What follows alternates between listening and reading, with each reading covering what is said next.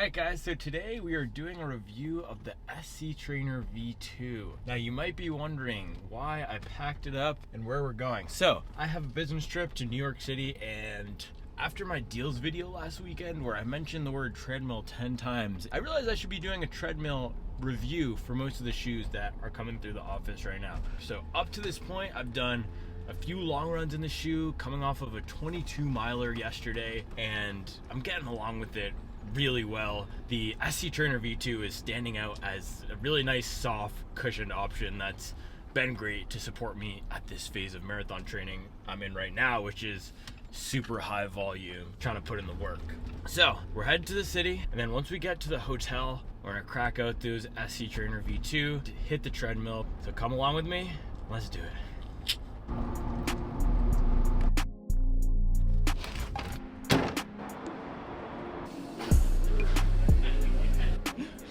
Have a safe travel. Thank you. Forgot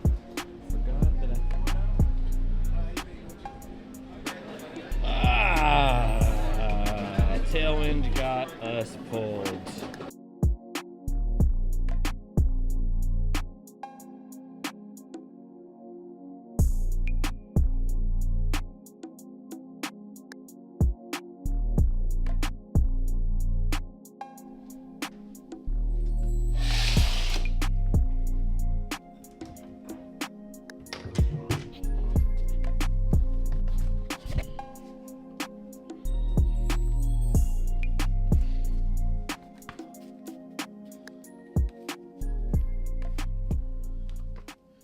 So the last missing piece of my SC Trainer V2 review was a treadmill run, which I knocked out this morning. Nice 10 miles with a little bit of pace pickups here and there. So today I'm gonna let you know my thoughts on the SC Trainer V2. Outside of that treadmill run, I've done multiple 20 plus milers in the shoe. And I've also done a few structured workouts and used it to warm up and cool down from that monster workout comparison I did in the Alpha Fly V3. So I'll take you through the fit, the ride, the overall feel, general vibe of the shoe, and let you know whether it's right for your rotation.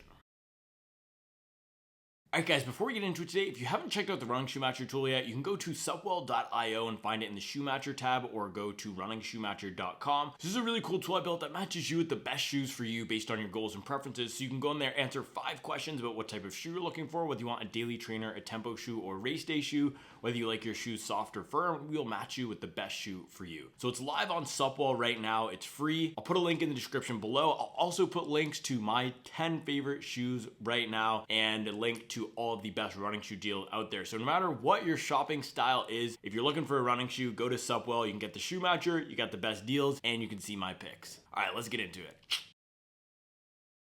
So the SC Trainer V2 is New Balance's plated training shoe that competes with shoes like the Boston 12, the Hoka Mach X, and the Saucony Endorphin Speed 3. In this second version here, they've slimmed it down a little bit. V1 was super chunky. It had an illegal stack height over 40 millimeters in the heel, and here it's lost a little bit of weight. They've brought the stack height down to 40 millimeters, and overall it's a little bit more of a streamlined experience. So it's still coming in that 9-ounce range for weight, which is similar to a shoe like the Boston 12, but a little bit heavier than some of the other plated training shoes out there, specifically if we're looking at the Saucony Endorphin Speed 3, but it's right in line with most of the market. Now, it is a little bit more expensive than some of the other shoes out there. This comes in at $180 compared to the Boston 12, which is at $160, and that Saucony Endorphin Speed 3, which is at $170. Now, this is my second experience with the SC Trainer. I did try that SC Trainer V1, and it's one of the 2 running shoes that I've ever sent back. The other one was the Hoka Bondi X. If you've tried that yourself, you probably know why I sent that back. It's just a mushy, heavy mess with a plate in there for no reason. Anyway, SC Trainer V1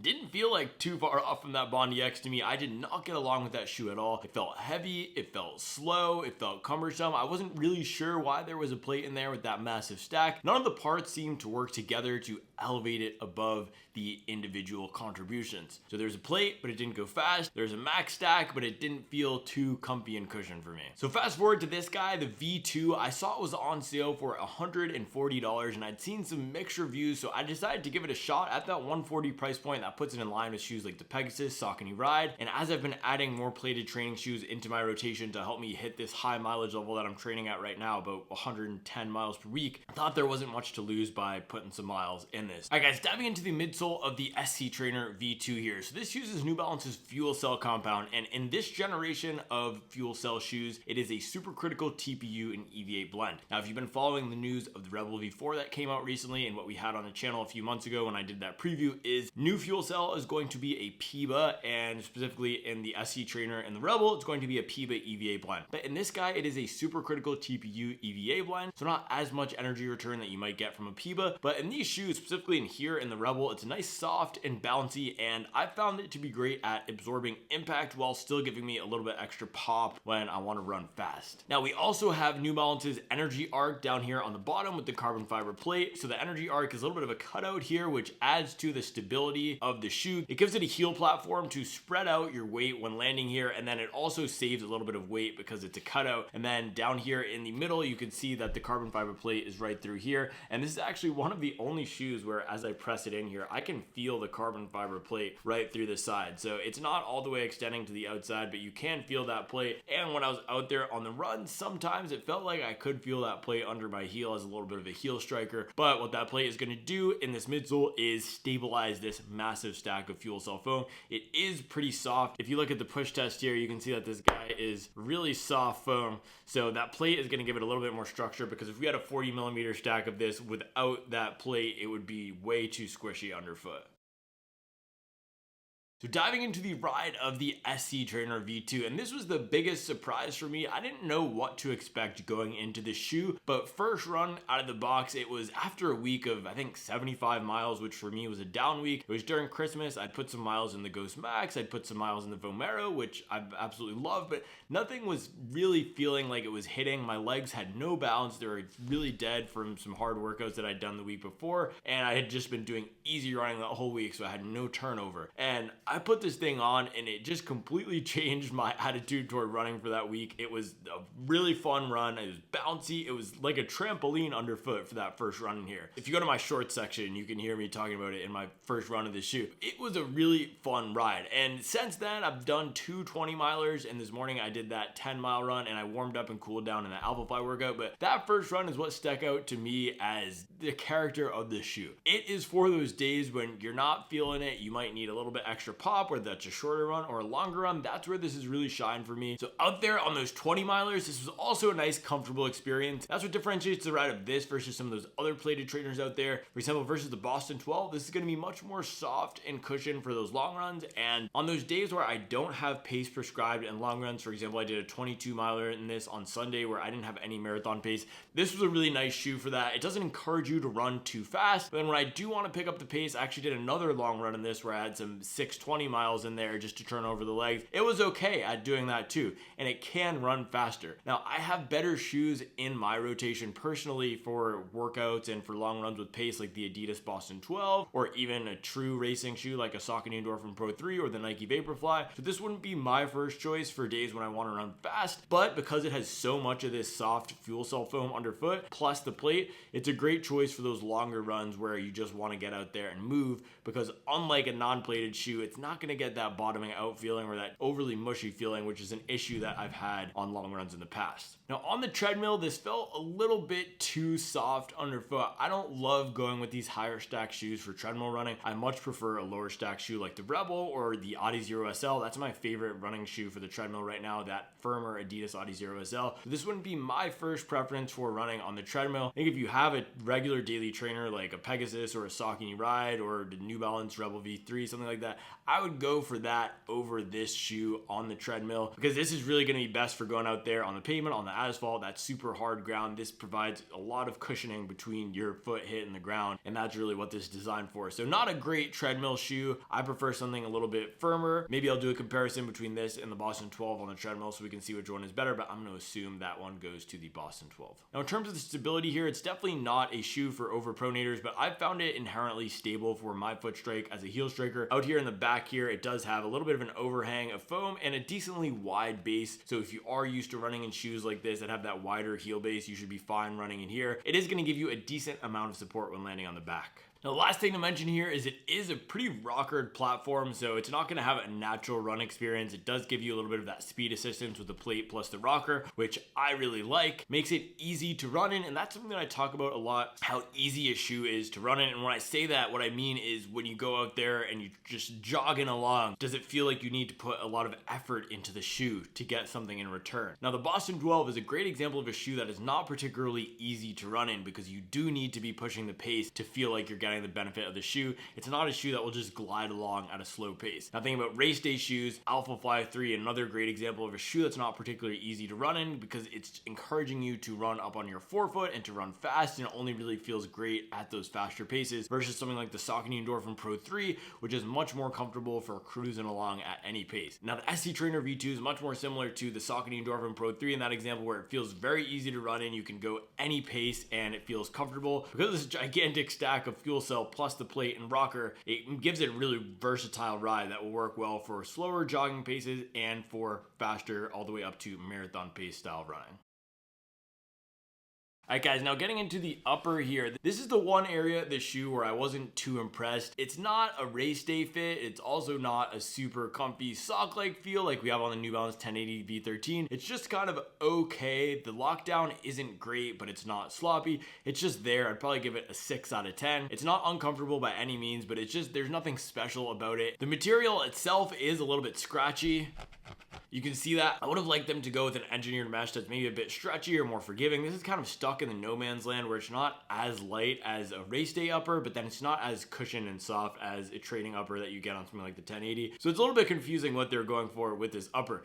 Honestly, it feels a little bit cheap, which is weird for an $180 shoe. But I don't know if that's an area where they decided to cut costs because of the plate and the foam that they're using here. But outside of the material, the fit itself is fine. It fit me true to size. The lockdown was one area where on the left shoe in particular, sometimes I felt like my foot was sliding around a little bit in the shoe, but as I warmed up in the run, it went away. Now, one of the good things is they do have a gusseted tongue, so that should be good for most folks to lock the foot down in place. Alright guys, heading down to the outsole here. Now this is an area where we're not seeing the best durability so far, and some people did comment that in my first video I did of the shoe. So you can see here we are starting to get some degradation of the foam even through 50 something miles, and this rubber, especially on the lateral area, is completely worn flat, even just in this handful of runs I've done in this shoe. So this does not look like it's going to be the most durable shoe, at least when it comes to the outsole rubber, and in my experience with these softer foams, they don't last too long either when it comes to what their purpose is, which is giving a cushion and protective ride. I'll have to ding the SC Trainer V2 a little bit for that, but again, when we're thinking about comfort, I've mentioned this before, it's going to be a trade-off between that and durability. The more comfortable a shoe is, generally, there are exceptions to this rule, the less durable it's going to be. Then the more durable, built up, structured, firm a shoe is, the less comfortable it typically is. Again, if we're thinking about comparing this with the Boston 12, that's a little bit of a firmer ride experience. It's got some more structured outsole rubber. The upper is really built up and starchy almost, and very durable shoe, but it's not the most comfortable shoe for most people because it has a little bit of a firmer feeling underfoot. It's actually a shoe that requires 50 to 70 miles of break-in versus this, which you heard me talking about, felt amazing right out of the box. So that's just something to be aware of. You might not get this to the 400 mile club if you're typically running in your shoes for that target range. I'm interested to see if I can get it up to 300 miles. My Boston 12 right now is sitting at, I think, around 230 or 240, and the outsole is still in great shape. Honestly, that outsole might look a little bit better than this one does, even at 50 miles. So durability here is not going to be great, but in terms of the performance of the outsole rubber itself, it was fine. I ran through some muddy, slick patches on my last run on Sunday, and it was okay. I wasn't slipping around too much. I haven't taken this in a completely wet run yet, but I believe this is the same rubber compound they're using on the Rebel, and in my experience, that rubber is okay in the rain. You're not going to be slipping and sliding everywhere, but it's not going to be as good as something like the Adidas Continental rubber or the Puma grip, which I can confirm I will be testing soon because they're going to be sending me the Velocity Nitro 3. Shout out to Stefan and Camilla over at Puma. So in terms of who this shoe is best for, this is going to be a great option for any runners out there who want a soft and cushioned plated training shoe for longer miles. So if you are building up to a half marathon or a marathon and you want something that's going to support your training, making it a little bit easier to execute that mileage level maybe you haven't hit before, SC Trainer is a great choice. And now I would recommend this especially for newer runners into half marathon or marathon training because it's a much more forgiving, easier to run in shoe than a lot of the plated training shoes out there. Even comparing this to something like the Saucony Endorphin Speed 3, that one is going to be a little bit faster, but it doesn't feel as cushioned to me. So this is probably the slowest out of the bunch if you're thinking about Speed 3, Boston 12, and this, but it's also going to be the most comfortable out of the bunch. So the question is, what are you looking for? If you're looking for a plated training shoe for fast marathon training, that's the Boston 12. If you want a do-it-all shoe that leans towards faster, shorter work, that is the Speed 3. And if you want a super comfortable shoe that can run any range of distances but leans to the slower side, then that's the New Balance SC Trainer V2. I've been loving this shoe for my long runs. I'm going to continue to use it for my long runs. For days where I don't have marathon pace in there, days where I do have marathon pace, I'm going to go in with the Boston 12 or maybe some of these other plated training shoes that we're going to get this year. But this continues to be a great choice for those everyday miles where I need a little bit extra support and pop, and it's currently in my 10 favorites list, so highly recommend. If you're looking for a comfortable shoe to go attack some high mileage, this is the guy for you. All right, guys, so there you have it. Those are my thoughts on the New Balance SC Trainer V2. As always, thanks for watching. I'll be back tomorrow with another video.